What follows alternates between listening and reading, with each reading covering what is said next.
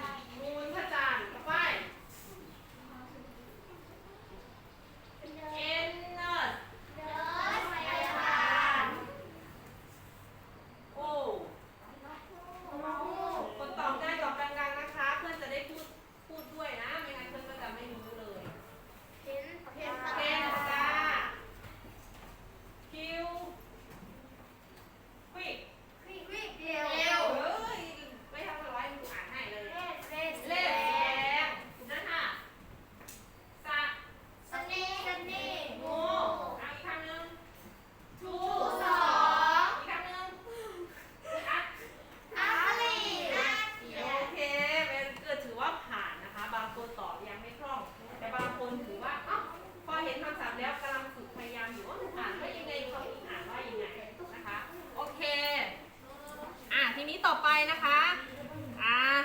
คุณครูจะทดสอบการอ่านนะคะโดยคุณครูจะมีนี่จะเป็นบัตรคำศัพท์ภาษาอังกฤษนะคะคุณครูจะทั้งพิมพ์ใหญ่และพิมพ์เล็กแจกให้เป็นกลุ่มแล้วคุณครูจะทดสอบนะคะอาจจะให้คู่แต่ละคู่สลับกันยืนขึ้นอ่านนะคะคุณครูเราจะไม่กำหนดว่าใครได้มากทำน้อยนะคะหนูได้กี่คำหนูก็ฝึกไปเลย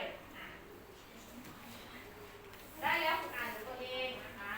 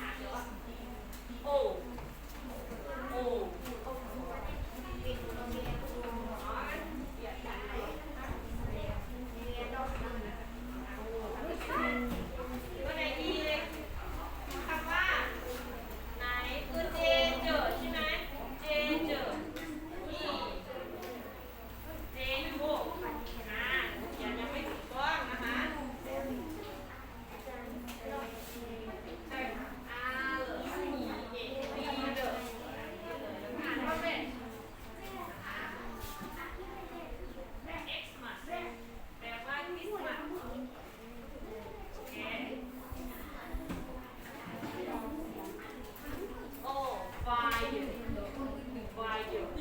ะคะ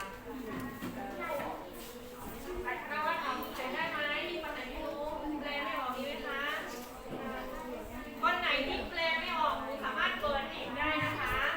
ใช้ Dictionary ค้นหาคำศัพท์ได้นะคะและก็ต้องฝึกอ่านด้วยนะคะ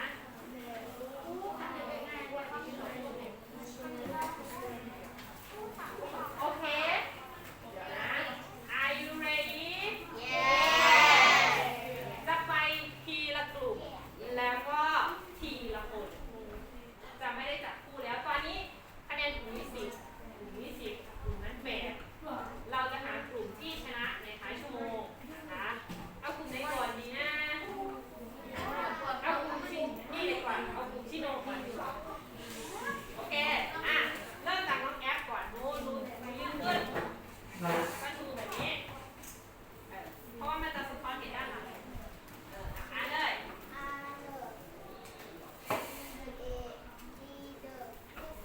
Very good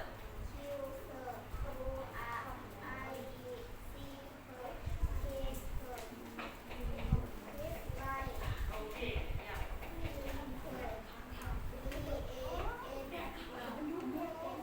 Very good นี่ผ่านแล้ว1คนเอาต่อไป The next อ่ะชิโน่ please โอเคเริ่มเลย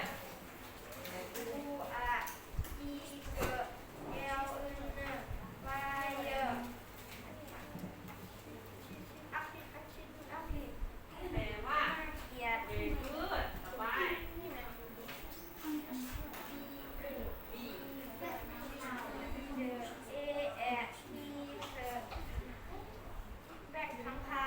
Good โอเคเยี่ยมเลยค่ะต่อไปค่ะเด็กๆ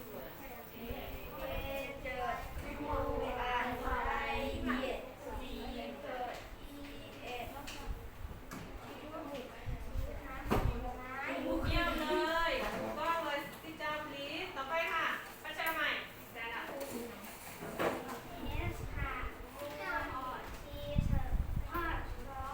good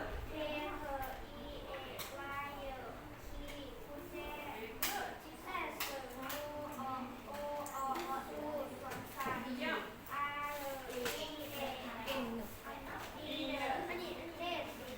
เยี่ยมเลยค่ะหวานเลยเยี่ยมมากต่อไปค่ะขยะ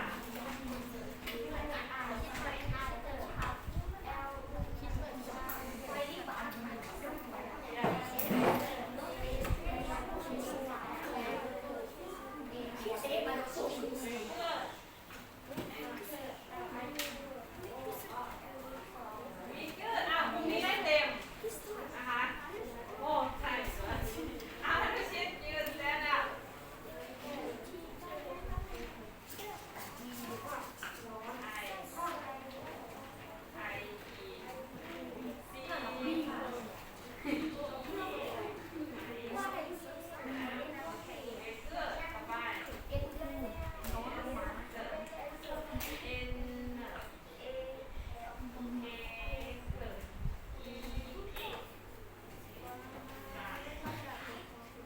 แปลว่า Very good อ่ะโอ้กลุ่มนี้ได้เต็มนะคะ จะมีคนที่ไม่คล่องแต่เขาพยายามแล้วเขาก็อ่านได้ แล้วก็อ่านจนจบโอเคกลุ่มนี้ได้เต็ม10ต่อไปกลุ่มไข่มุกอ่ะโอเคใครก่อนดีคะน้องแพมก่อนนะคะสแตนด์อัพ please เพื่อนจะได้ฟังนะคะเดี๋ยวคุณจะถามว่าเพื่อนอ่านอะไรนะ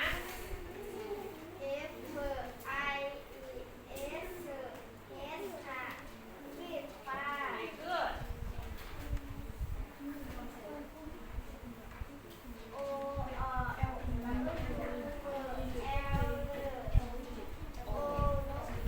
yeah very good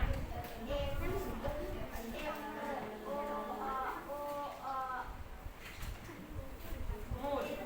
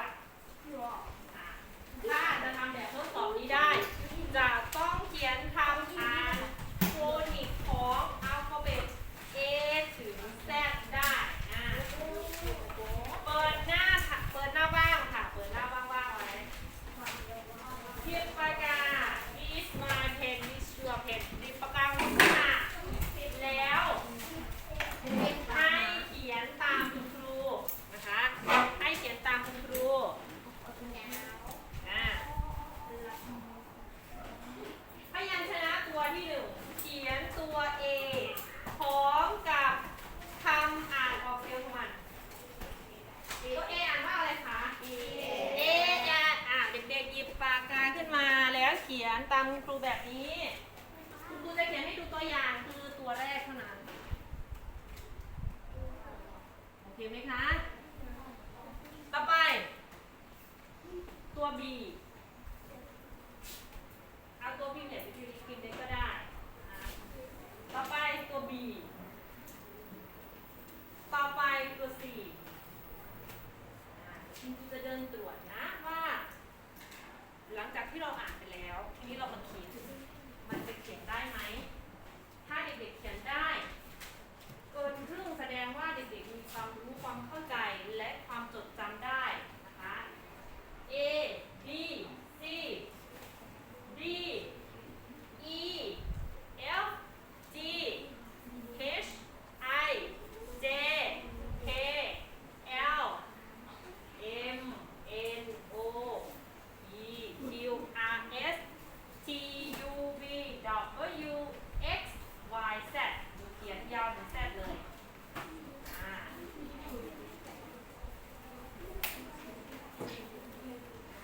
ทบทวนนะคะทบทวนว่าเมื่อกี้เราเรียนตัว A ไม่ได้เขียนว่า A นะมันออกเสียงแอะนะตัว P อย่างเงี้ยมันเขียนว่าตัว P แต่มันไม่ได้อ่านออกเสียง P นะคะ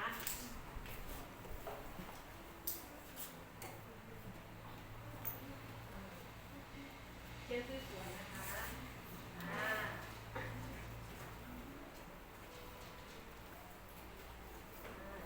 ที่เดิมสำหรับที่เกิดโอเคอยู่บนกระดานของเรานะคะจะมีตัวพยัญชนะ A ถึง Z เรียงไว้ครบ26 ตัว แต่ไม่มีคำอ่านให้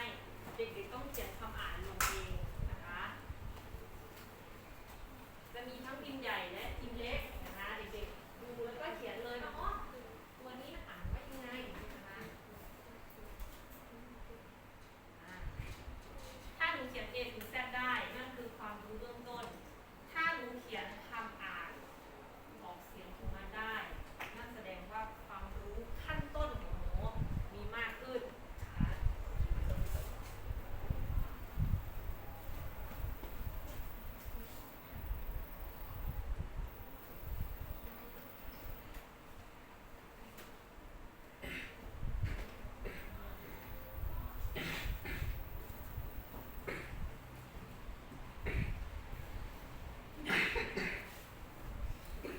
H ออกเสียง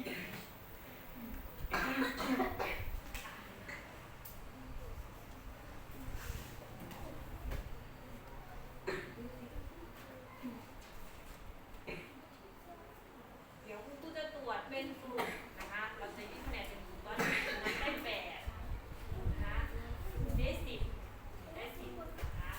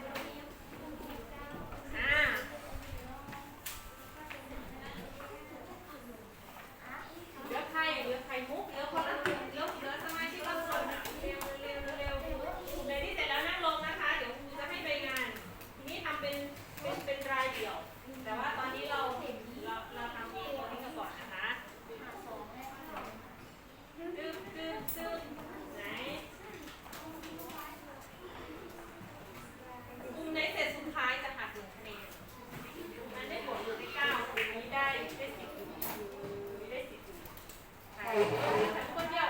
ใกล้แล้วเสร็จยัง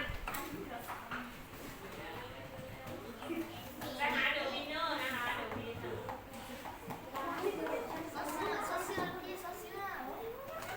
โอเค20ครบเหลือใครนี่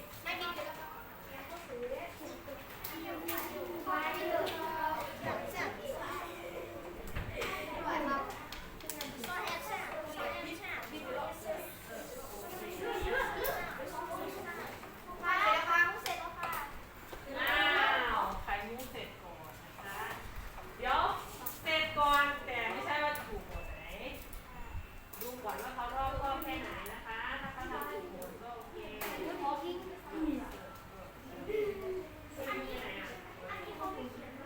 very good กลุ่มนี้ไข่ไม่แตกเหลือใครเหลือใครเสร็จยังเยี่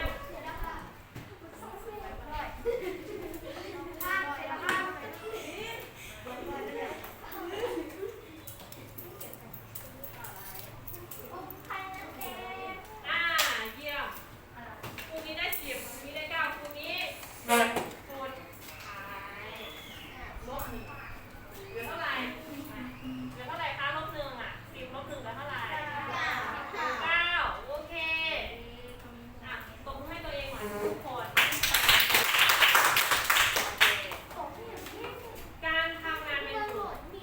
ไม่ว่าจะทำงานเรื่องอะไรนะคะหนูต้องทำให้เต็มที่นะคะโอเคทีนี้ทุกคนทำได้ถูกต้องนะคะถือว่าได้เกิน 99%เลยนะคะ1ทำได้อย่างรวดเร็ว2อ่านออกเขียนได้นะคะ2ทักษะนี้ถือว่าหนูทำได้โอเคทีนี้คุณครูก็จะฝากใบงานนะคะให้เด็กๆเอาไปทำเป็นการบ้านแล้วก็ทบทวนนะคะเดี๋ยวคุณครูจะแจกใบงานให้นะคะจะเป็นใบงานอยู่2อย่างนะคะในนี้นะใบแรกจะเป็นเรียงตัวอักษรแล้วก็เติมตัวพยัญชนะด้านหน้านะคะให้หนูเอาไปทำที่บ้านถ้าใครทำการบ้านได้แสดงว่าหนูมีความเข้าใจในวันนี้ที่เรียนนะคะเรื่องโฟนิกนะเดี๋ยวคุณครูจะแจกให้นะคะคนละ1แผ่น2 4 6 7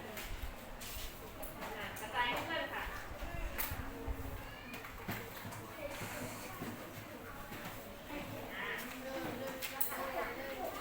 เราคืออธิบายว่าหนูจะเติมแบบไหนบ้างนะคะ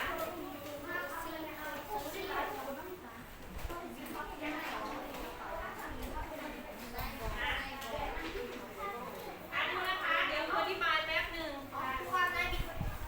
เดี๋ยวดูกับเพื่อนก่อนนะคะน้องที่อยู่ตรงนี้เลยมันจะมีฝั่งนึงเป็นรูปภาพนะคะรูปภาพนี้จะแทนตัวพยัญชนะตัวภาษาอังกฤษตัวแรกอย่างเช่นรูปอะไรคะรูปแรกแมวภาษาอังกฤษว่าแคทมันคือต้นด้วยตัวอะไรเพราะฉะนั้นคำใบ้ที่หนูจะต้องมาเติมตัวนี้คือตัว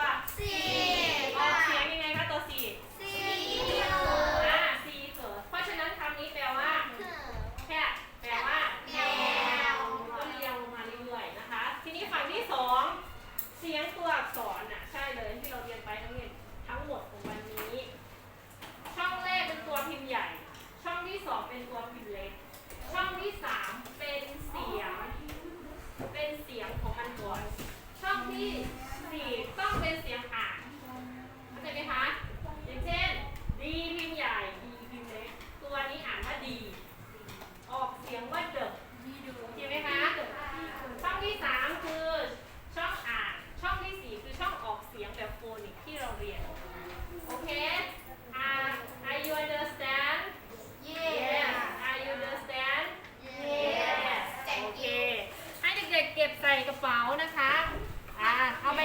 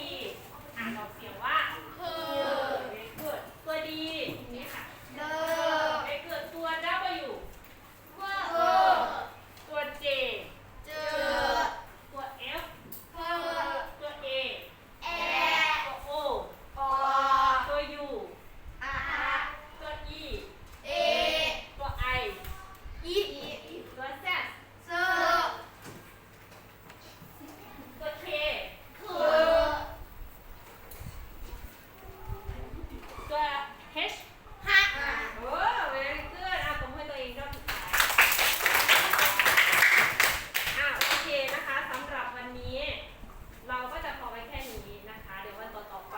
เราจะมาเรียนรู้